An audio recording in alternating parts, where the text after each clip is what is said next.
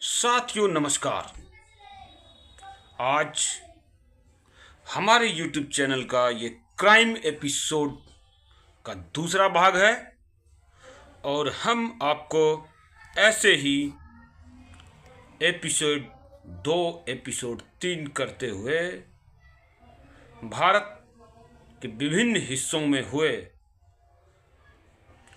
ऐसे अपराध जगत के लोगों के बारे में बताएंगे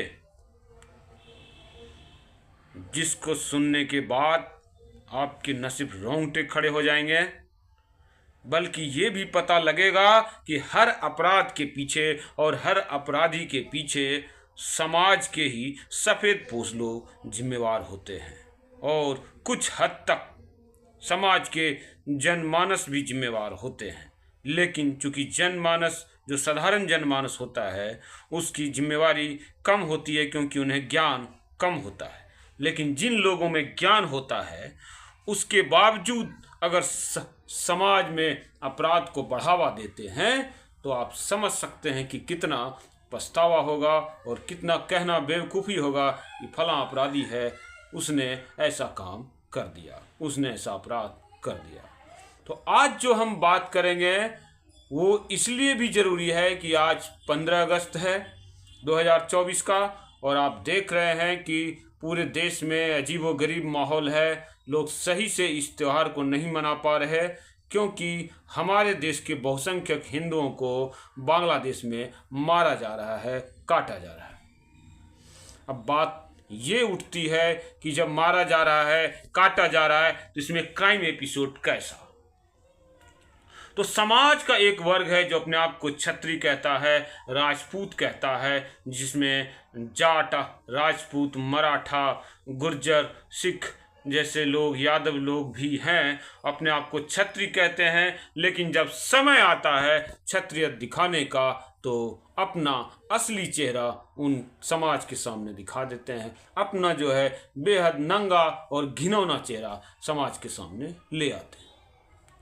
बात दरअसल मुंगेर के उस लड़के की करूंगा आज मैं, जिसे लोग कहते हैं कि समाज का कुल कलंक है, समाज का, राजपूत समाज का कुल कलंक है। राजपूत समाज के एक बहुत बड़े नियम को उसने तोड़ दिया।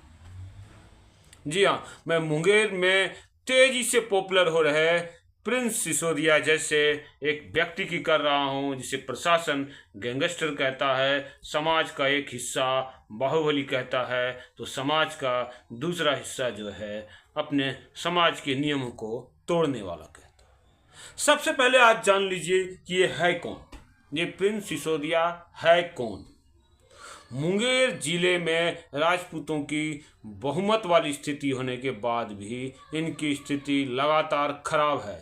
कुछ लोग कहेंगे कि ये 90 के दशक के बाद हुआ, कुछ लोग कहेंगे कि लालू के कारण हुआ, पिछड़े दलितों के कारण हुआ, लेकिन वास्तविक स्थिति ये है कि समाज का भारी चारित्रिक पतन हुआ है। और चाहे ये मुगलों के करीब जाने के कारण हुआ हो, चाहे जिस कारण से हुआ हो, लेकिन चारित्रिक पतन हुआ है। मांस और मदिरा का सेवन इस समाज में इतना ज़्यादा है कि इसमें आप अच्छे से अच्छे बच्चे को भी प्रिंस सिसोदिया बनते हुए देखेंगे, आप उनसे ज़्यादा उम्मीद नहीं कर सकते। तो जब एक ऐसा लड़का जिसके पिता की बालपन में ही हत्या हो गई हो और आप उससे उम्मीद करेंगे कि आपको महाराणा प्रताप बन के दिखाएंगे, जबकि खुद आपका समाज जो है भारी चारित्रिक पतन का शिकार है। जहाँ तक सगोत्री विवाह का आरोप लगा करके आप उसको घेरने की कोशिश करेंगे, आपके समाज में हर गांव में एक एक कुल कलंक जो है ऐसा, तो आप क्या करेंगे? उसे कत्ल करेंगे? नहीं, आप उसको छुपा रहे हैं, लुका रहे हैं। मुंगेर जिले के लगभग जितने भी गणमान्य गांव हो, चाहे पहाड़पुर हो, शीतलपुर हो, दरियापुर हो, सब गांव में जो है इस तरह की शादी हो रही है और सबको जो है अपना बच्चा कह के छुपाया गया, लुकाया गया और जो है उस पर चादर डाला गया। तो फिर एक ऐसे बच्चे के साथ क्यों, जिसके पिता की बालपन में ही हत्या हो गई, कोई ढंग से पालन पोषण करने वाला नहीं। कुछ डिटेल बता देते हैं आपको प्रिंस के पिता की हत्या बालपन में ही हो गई थी। जब मैंने रिसर्च किया तो कुछ लोगों का कहना था कि नहीं, यादवों ने मारा, कुछ लोगों का कहना था कि नहीं, यादवों ने नहीं मारा। लेकिन एक दिन मैं पेट्रोल पंप पर पेट्रोल भरवा रहा था। वहाँ राजपूत जाति के कुछ जो है नोटोरियस बॉयज थे। उसने एक बूढ़े व्यक्ति जो 60 वर्ष का बूढ़ा था उसकी ओर उंगली करके दिखाया और बोला कि देखिए देखिए, यही आदमी है जिसने प्रिंस के पिता की हत्या की और आज तक तो वो बदला नहीं ले पाया और बहुत बड़ा गैंगस्टर और बाहुबली बनता है। तब मुझे लगा कि जो है कि ये हत्या करने वाला यादव नहीं, ये तो चायबिन है, क्योंकि पूरा इलाका चायबिन का था। और उसी लड़के ने फिर कहानी बताई कि कैसे उसके पिता की हत्या हुई। कई और लोगों के मुंह से मैंने सुना कि जो है चायबिन नहीं हत्या की, और जो है उसके बाद जो कुछ जिन्होंने बताया कि चायबिन नहीं की, वो ये भी बताया कि जिस बिंदवारा गांव का प्रिंस सिसोदिया रहने वाला है, उस गांव के जिनको बहुत इज्जत दी जाती है, कैसे उनकी 7 लाख रुपये, उस जो मेरे इन्फॉर्मर भाई थे राजपूत भाई, उनके 7 लाख रुपये एक ही ज़मीन को उनको दूसरे कस्टमर बना करके जो है बेचा और जालसाजी करके ठग लिया। ऐसे लोग जिस गांव में हो, जिनको उस गांव में बहुत इज्जत हो, उस गांव में अगर दोष दिया जाए एक 24-25 साल के लड़के की और उसके घर पे हथियारों समेत हमला किया जाए, तो आप समझ सकते हैं कि यहाँ उस गांव में बैठे हुए सफ़ेद पोश लोग जिम्मेवार हैं। हर गांव में बैठे हुए राजपूत लोग जिम्मेवार हैं जिसके पिता की हत्या बालपन में ही कर दी गई। और जिस व्यक्ति का मामा सुरेंद्र सिंह प्रिंस सिसोदिया के मामा का नाम है, और पूरा बिंदवारा जिनके गीत नहीं गाते थकता है। मैं एक व्यक्ति है जिसका नाम है रविंदर सिंह, जाके परसंडो में बसे हैं। किसी तरह से मुलाकात हुई, उन्होंने जब बताया कुछ कहानी कि पूरे मुंगेर जिले में राजपूतों में कहीं भी अगर यादवों और दबंग पिछड़ी जातियों के खिलाफ लड़ने का प्रयास किया अपने ज़मीन कब्जे को छुड़ाने के लिए या ज़मीन कब्जा नहीं होने देने के लिए, तो सिर्फ जो है कुतलुपुर दियारा का क्षेत्र, दुर्गापुर दियारा का क्षेत्र और जो है जमीन डिग्री गांव वाले का, जो सब एक ही है वो। और उस लड़ाई को सबसे आगे जो जाके लीड किया, उस व्यक्ति का नाम है सुरेंद्र सिंह। इसी सुरेंद्र सिंह के बारे में पहले बबन मुखिया, जोरा बगीचा पंचायत के उस समय मुखिया थे, आज नहीं हैं, उन्होंने भी बताया कि आप जिस प्रिंस की बात करते हो, जानते हो सुरेंद्र सिंह उसके मामा हैं, और सुरेंद्र सिंह के सामने प्रिंस सिंह कुछ भी नहीं है और शायद कभी भी नहीं हो पाएगा। पर मैं इस बात को नहीं मानता, क्योंकि मैं यंग पीढ़ी का हूँ और कौन क्या है ये भविष्य के घर में छिपा है, इतनी जल्दी अंदाज़ा नहीं लगाया जा सकता। तो बबन मुखिया के कहने का कारण, या बिनवारा गांव और आसपास के जो गांव हैं वाले, या परसंडो में जाके बसे रविंदर सिंह के लोगों का कहना है कि सुरेंद्र सिंह बहुत अच्छे हैं, चारित्रिक रूप से भी अच्छे, सामाजिक रूप से भी अच्छे, और फायर ब्रांड राजपूत योद्धा, जिन्होंने राजपूतों की ज़मीन कब्जा होने से दियारा में आज तक बचा रखी है। बहुत हद तक जिन्होंने बेच दी वो अलग बात है, यह दियारा में कटने के बाद घर द्वार बाजार में आके बस गए, ज़मीनों से इंटरेस्ट नहीं रहा, तो लड़ने भिड़ने की क्षमता कम हो गई, तो सुरेंद्र सिंह जी की ताकत भी कम हो गई होगी। अन्यथा 1 इंच भी ज़मीन कुतलुपुर दियारा में बसे राजपूतों की कब्जा कर पाना बेहद मुश्किल है, क्योंकि हरवे हथियार से भी जो है सुरेंद्र सिंह बहुत मजबूत रहे हैं। उनको पहले हर तरह से मदद मिलता था राजपूतों से, अब नहीं मिल रहा है, तो वो भी थोड़ा सा शांत पड़े हैं। लेकिन जब एक व्यक्ति ऐसा है, और उन्हीं के बहनोई थे प्रिंस सिंह के पिता, जो अपने ज़माने में ऑटोमेटिक राइफल्स के साथ राजपूतों के ज़मीन पे जो कब्जा किया था उनको छुड़ाने की लड़ाई लड़ सकते हैं। हो सकता है प्रिंस सिंह का पिता व्यक्तिगत जीवन में नहीं हो अच्छा, मैं उनको न अच्छा बोल रहा हूँ न बुरा बोल रहा हूँ, लेकिन आप बोलिए जो व्यक्ति समाज के लिए समाज की ज़मीनों को कब्जा छुड़ाने के लिए या कब्जा नहीं हो सके उस लड़ाई को लड़ रहा है और ऑटोमेटिक राइफलों से लैस होकर के लड़ रहा है। ऐसे व्यक्ति का बच्चा गलत कैसे हो सकता है? तो एक दिन बिल्कुल साजिश रचकर दुर्गापुर से जब थोड़ा आगे जाएंगे, मेदनी चौकी के आसपास का इलाका है, वहाँ पर कुर्मी जमींदारों का एरिया है। वो कुर्मी जमींदारों को भी मदद करने जाते थे प्रिंस सिंह के पिता अपने दल के साथ। हो सकता है प्रशासन की नज़र में गिरोह हो, लेकिन मैं दल दे रहा हूँ, शायद किसी को तकलीफ ना हो इसलिए। तो उस समय घेर करके हत्या की जाती है और जो ऑटोमेटिक राइफल्स थे, हो सकते हैं और 315 राइफल्स हो, कार्बाइन्स हो, उन सबको लूटा जाता है। और सिर्फ प्रिंस सिंह के पिता की नहीं, उस समय 5 राजपूतों की हत्या हुई थी। ये हत्या नहीं, नरसंहार था। बाद में कहा जाता है, मैं नहीं कहता हूँ, कि जो है फिर उनके साले साहब सुरेंद्र सिंह ने मोर्चा संभाला और राजपूतों ने इस घटना का हिसाब किताब बराबर कर लिया। तो ये लड़ाई जो लड़ रहे थे सुरेंद्र सिंह या सुरेंद्र सिंह जी के बहनोई, ये उन दोनों की लड़ाई तो थी ही नहीं, तो ये तो राजपूतों की लड़ाई थी। तो ऐसा कहने वाले लड़के को मैंने उसी समय डांट दिया कि प्रिंस सिंह क्यों बदला लेगा? ये लड़ाई तो राजपूतों की लड़ाई थी, ये तो आपको बदला लेना चाहिए या हमको लेना चाहिए। हाँ, अगर बदले की बात आती है तो फिर वो व्यक्ति क्यों लेगा जिसके पिता की बचपन में ही हत्या हो गई?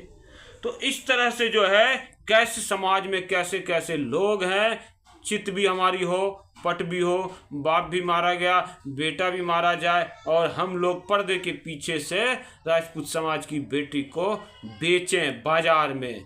जिस लड़के ने ऐसा कहा, उसने राजपूत समाज की बेटी को बाजार में बेचने तक का कार्य किया। इतना घिनौना सब लड़का। ऐसे एक नहीं है जो मैं किसी का नाम ले लूं, ऐसे कई लोग हैं। कैसे लड़ेंगे? तो इसलिए अगर कोई अपराधी भी है राजपूत जाति का, तो मैं उनके नज़दीक जाकर उनके मन को पढ़कर जो उनमें अच्छी बातें हैं उनसे अपने समाज के जो है कमज़ोर दबे कुचलों को मदद दिलाने का कार्य करता हूँ। अन्यथा किसी भी अपराधी से मेरा कोई लेना देना नहीं है। आशीष भारती साहब से लेकर के आज जो वर्तमान में एसपी हैं, उन सबको मैं ये बात बता देता हूँ कि मेरा कोई आपराधिक रिकॉर्ड नहीं है, इसलिए मेरे ऊपर कभी कोई कार्यवाही नहीं हो सकती है। एक पत्रकार का फर्ज भी है कि सभी लोगों के मन की बात जाननी चाहिए, उनके मन की बात, उनके मन के विचार अन्य समाज को, मतलब उसको छोड़ के बाकी समाज को बताना चाहिए। तो मैं वही कार्य कर रहा हूँ। और किसी गैंगस्टर में, किसी बाहुबली में कोई अच्छा गुण है तो वो भी जो है मतलब लोगों के काम में आ जाए तो अच्छा है। बाकी जिसका जो भी बुरा कार्य होता है, चाहे मैं करूं, चाहे कोई अगला करे, कोई प्रिंस सिसोदिया करे, चाहे और भी करे, सबको ईश्वर भी सज़ा देते हैं और सबको प्रशासन भी अल्टीमेटली कुछ न कुछ सज़ा देता ही है। तो मेरा ये कहना है साथियों कि एक व्यक्ति, एक लड़का जिसके पिता की बचपन में हत्या हो जाती है और जिसको ऐसे ऐसे समाज में गंदे घिनौने लोग हैं जो वर्गला करके उससे बुरा कार्य करवाना चाहते हैं, अपने हित की काम करवाना चाहते हैं और जो है अपने अपने गांव में अपना अपना मेट बनते हैं, ऐसे लोगों के होते हुए कोई बच्चा बिगड़ेगा नहीं तो क्या वो श्री राम पैदा होगा, महाराणा प्रताप पैदा होगा? आप समझिए, उसी गांव में, उसी बिंदवारा गांव में सरस्वती मैदान में मंच पर ऐसे लोगों को बुलाया जाता है जो अपने समाज की बेटी को बेचता है, जिनमें राजपूत जाति के उन दोगले गुंडे लोगों का बीच बीच में नाम भी लेता रहता हूँ। उसको महाराणा प्रताप जी की जो है और उनके दादा राणा सांगा की, उनकी आत्मा भी कलंकित हुई होगी अगर उसी मंच पर प्रिंस सिसोदिया जैसे लड़कों को बुलाया जाता है तो जो, और उसको रिस्पेक्ट दिया जाता है, तो जो उसके मन में बुरी भावना भी होगी कि मुझे मेरे गांव वाले इतना सम्मान दे रहे हैं मंच पे, तो मेरा भी फर्ज बनता है कि गांव में कुछ जो गलतियां मुझसे होती है वो ना हो। आप मानिए निश्चित रूप से ऐसा होगा तो ऐसे लोगों को जो आक्रामक है, गंदा नहीं है, अभी तक जो रिकॉर्ड है, प्रिंस सिसोदिया अगर कुछ गलत करता है तो वो छुप के नहीं करता, खुलेआम करता है। तो ऐसे लोग अंदर से दिल के साफ होते हैं, उनको समझाना थोड़ा आसान भी हो सकता है, बस थोड़े प्यार के भूखे होते हैं। जिस लड़के में अपने पिता के हत्या की बदला लेने का प्रतिशोध भी हो रहा होगा, या समाज ने साथ नहीं दिया, तो ऐसी भावना भी आती होगी, समाज से दुराव की बात होती होगी, आप उससे पर्सनल काम करवाएंगे और जहां उसको प्रतिष्ठा मिल सकती है उस प्रतिष्ठा को छीन करके रेपिस्ट, बलात्कारी और सेक्स रैकेट चलाने वाले लोगों को आप वो प्रतिष्ठा देंगे, तो आपको बुरा लड़का ही समाज में मिलेगा, रूल तोड़ने वाला ही मिलेगा। क्योंकि रूल तो पहले ही आप तोड़ तोड़ करके जो है समाज को पूरी तरह से गंदा कर चुके हैं। अल्टीमेटली लास्ट में बांग्लादेश मुद्दे को मैं जोड़ते हुए ये कह रहा हूँ कि जिस समाज में प्रिंस सिसोदिया जैसे आक्रामक को खूंखार लड़के भरे हुए हों, वो समाज बांग्लादेश को मदद कर सकता है, पिछड़े दलित हिंदू भाइयों की मदद कर सकता है। और उस पर हमला हो जाए धपरी मोड़ में, उस पर हमला हो जाए बहरा के पास बासा में, उसके पर हमला हो जाए परसंडो में, ये सब सोचना भी दुभर है। लड़ाई होगी, फाइट होगी, दोनों तरफ से एक्शन और रिएक्शन होगा, उसके ऊपर अत्याचार नहीं हो सकता। अगर हो रहा है तो इस समाज के ही पढ़े लिखे लोग जिम्मेवार हैं, क्योंकि यही लोग गंदे और घिनौने हैं जो अपने जिम्मेवारी से दूर भाग रहे हैं। अगर आप इन चीज़ों पर काम करेंगे, क्षत्रिय समाज अगर काम करता है या कोई भी समाज काम करता है, यादव समाज काम कर सकता है, जाट समाज काम करता है, तो वो अपने समाज को न सिर्फ मजबूत करेगा, अन्य समाज की नज़र में अपने समाज को प्रतिष्ठा भी दिलाएगा। और जो बांग्लादेश जैसे जगहों पर हिंदुओं के साथ अत्याचार और अन्याय हो रहा है, यहाँ से सीमा क्रॉस करके जो है वहाँ पर अपनी सत्ता स्थापित कर सकता है। जैसे श्रीलंका में एलटीटी ने अपने तमिल हिंदुओं की सत्ता स्थापित कर ली।